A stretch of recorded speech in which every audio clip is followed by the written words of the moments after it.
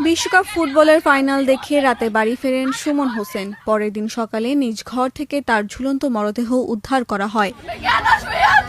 নিহত ব্যক্তির স্ত্রী জেনি খাতুন বলেন, রাত 4টার দিকে ফুটবল দেখে বাড়িতে ফেরেন সুমন। তাকে শুধু বলেছিলাম, এখন তোমার আসার সময় হলো। তখনই আবার বাড়ি থেকে মাঠের দিকে বের হয়ে যায়।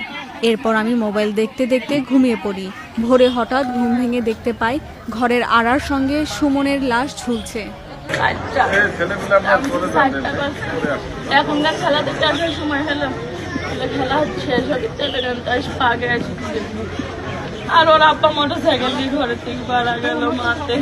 দোষর আর কোনো কথা নেই। নিহত সুমন হোসেন কুষ্টিয়ার ভেড়ামারার বাহিরচর ইউনিয়নের 16 দাগ দক্ষিণপাড়া এলাকার আফজাল হোসেনের ছেলে। কৃষিকাজ করতেন। রেখে গেছেন স্ত্রী ও 5 বছর এবং 1.5 বছর বয়সী 2 সন্তান। পরিবার ও স্থানীয়দের ভাষ্য, রাতে ফাইনাল খেলা দেখে বাড়ি ফেরার পর পারিবারিক বিষয় নিয়ে স্বামী স্ত্রীর মধ্যে কথা কাটাকাটি হয়। ভোরে ঘুম ভেঙে সুমনকে ঘরের আড়ার সঙ্গে ঝুলন্ত অবস্থায় দেখতে পান তার স্ত্রী। পরে স্থানীয়দের সহায়তায় তাকে নামানো হলে চিকিৎসক মৃত ঘোষণা করেন। এতদিন করলাম, আর্জেন্টিনা হারিয়ে গেল। এই ক্ষোভে দিতে কষ্ট সহ্য না করতে পেরে রক্ষা। আমার বউ বলে যে তুই খালি গাড়ি যাবেন মোবাইল ঘুমাও, তুমি উঠলে আমার মোবাইল পাবেন।